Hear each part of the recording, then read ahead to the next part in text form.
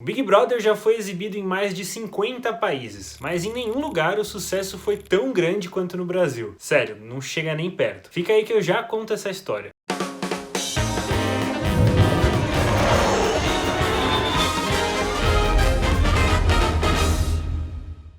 Há 19 anos no ar, o Big Brother Brasil é um sucesso inegável. E se você acompanha as redes sociais, principalmente o Instagram e o Twitter, já deve ter visto milhares de memes sobre a edição desse ano. Das fantasias do monstro ao recorde de rejeição da Carol Conká. O sucesso do programa aqui no Brasil não tem comparação com nenhum outro lugar do mundo. Prova disso é que o BBB do ano passado entrou pro Guinness como a maior quantidade de votos do público recebidos por um programa de TV. Foram mais de 1,5 bilhão de votos na 10ª eliminação daquela edição. Você deve se lembrar, foi o paredão do Prior com a Manu Gavassi. É claro que aquele BBB teve uma ajudinha da pandemia para conquistar tanta audiência. Afinal, tava todo mundo em casa, sem futebol, sem cinema. Mas calma que a gente chega lá. Vamos entender primeiro como é que o programa surgiu. O Big Brother estreou em 1999 na Holanda e foi desenvolvido por uma produtora chamada Endemol. Foi uma época em que os reality shows deslancharam pelo mundo. O Survivor,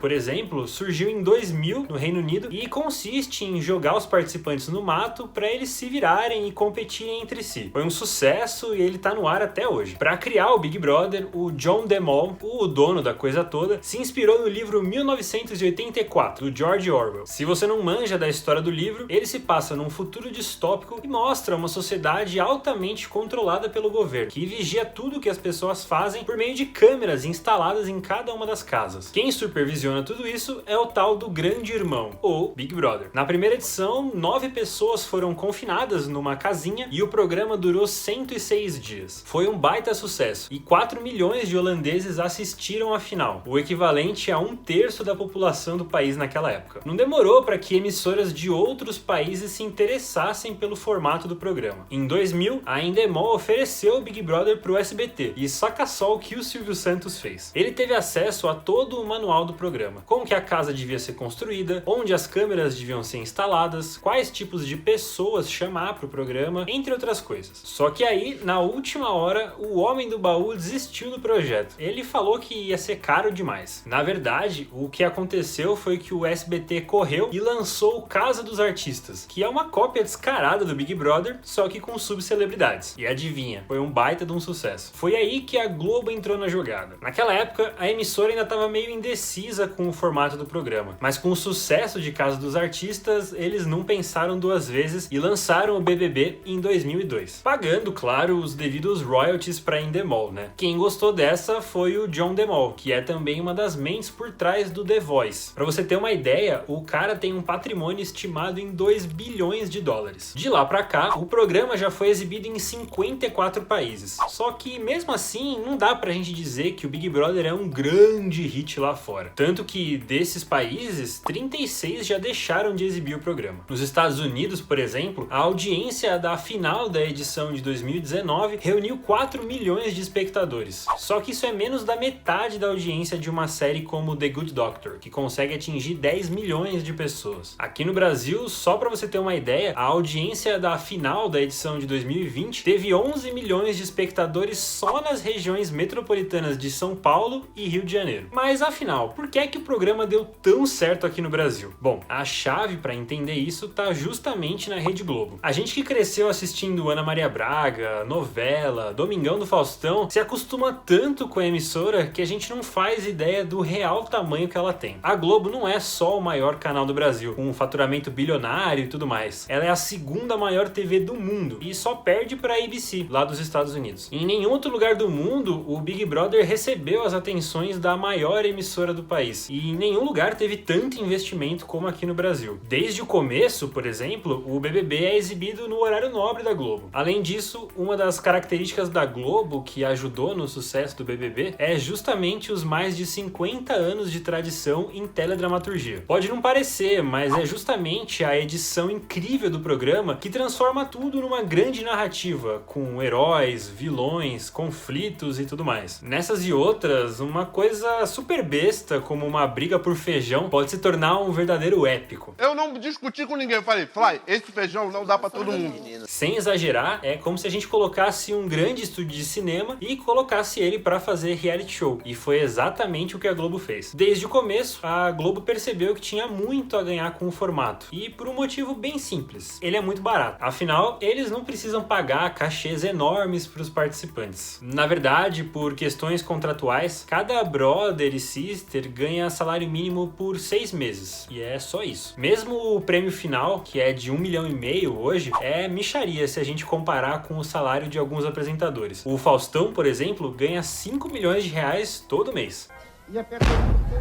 Puta vida!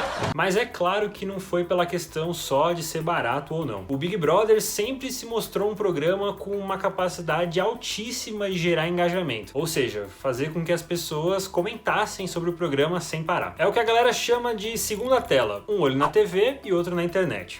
E isso acontece desde sempre, tá? Pra entender melhor esse fenômeno, eu conversei com o Bruno Campanella, que é professor de comunicação da Universidade Federal Fluminense. Na década passada, o Bruno estudou como que os fãs brasileiros consumiam esse tipo de entretenimento. E ele me contou que lá para 2008, os fóruns de internet juntavam milhares de pessoas para comentar sobre o programa nas horas que ele entrava ao vivo. E isso tudo numa era pré-smartphone. O Bruno falou também que o Big Brother faz sucesso porque ele é meio que uma junção dos 3 tipos de reality show que existem. Os realities de transformação, naquele esquema antes e depois, os realities de competição e os de confinamento. Outro acerto da versão brasileira do Big Brother é a escolha dos apresentadores. No começo tinha o Pedro Bial, um nome forte da Globo e que também estava à frente do Fantástico. Em 2017, o comando passou para o Thiago Leifert e essa troca caiu como uma luva. É que o Thiago, que vinha de uma transformação pesada no esporte da Globo, é mais jovem e tem um jeitão mais informal. E esse estilo casou muito bem com o BBB. Como se tudo isso que eu falei já não bastasse, a edição de 2020 ainda teve a adição dos artistas e influenciadores na casa. E os milhões de seguidores que essa galera atraiu ajudaram muito a melhorar a audiência do programa, que não andava lá muito bem. E olha, saiu melhor do que a encomenda, porque foi a edição mais assistida nos últimos 10 anos. Beleza, o BBB tem participantes escolhidos a dedo, um bom apresentador e uma edição digna de cinema. Mas faltou falar de uma coisa, que é justamente a dinâmica do programa, que tá cheia de truques psicológicos.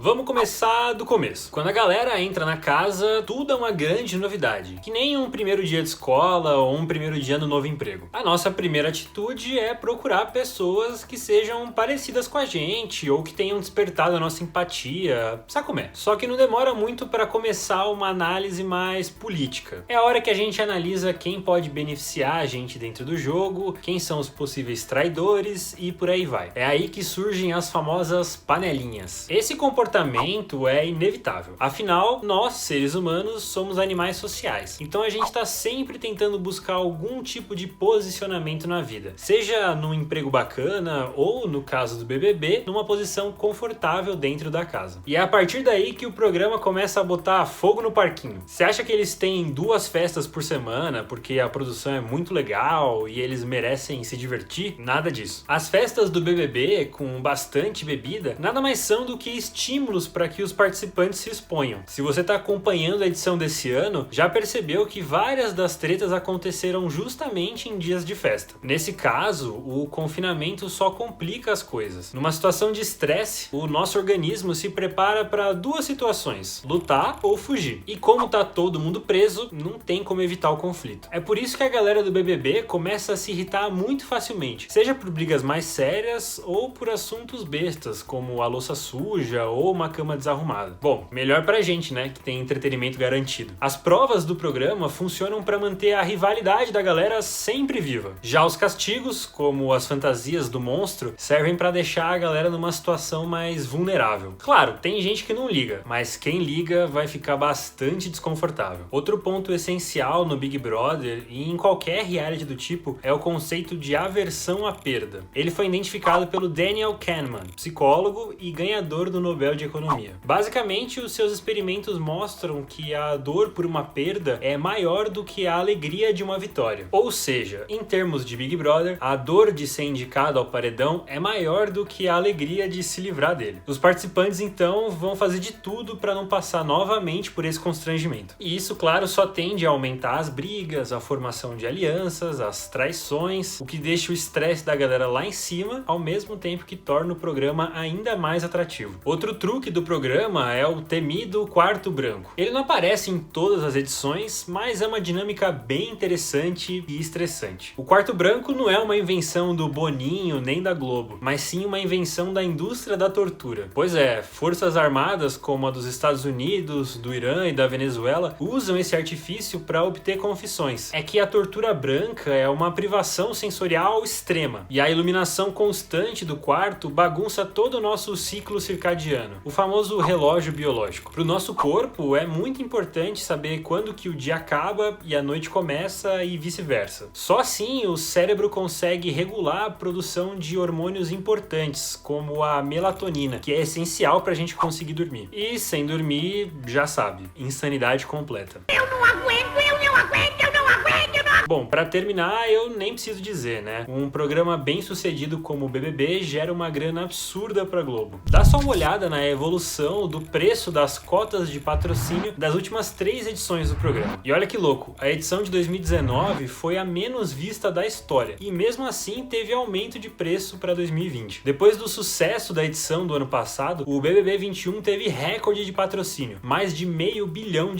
Nessa edição são 8 patrocinadores principais e mais uma dezena de outros anunciantes que eu não vou falar o nome aqui porque não estão anunciando na Super. Mas se quiser conversar, a gente tá aqui. A grana é alta porque além do horário nobre, dá pra enfiar anúncio em tudo quanto é lugar, do shampoo que a galera usa dentro da casa até, claro, a temática das provas. O merchandising tá na essência do programa e é muito mais fácil e bem aceito colocar um anúncio no BBB do que numa cena de novela, que vamos combinar que às vezes fica meio estranho. Tá bom, uma porção de azeitona, uma de queijo coalho e 2 itaipavas. Pode deixar que eu vou pedir pro motoboy entregar. É isso, galera. Se você tem alguma outra dúvida sobre Big Brother, reality shows ou televisão, manda aí pra gente nos comentários. E não se esquece de seguir a Super pra saber sempre que tiver vídeo novo. Valeu, até a próxima e fique em casa.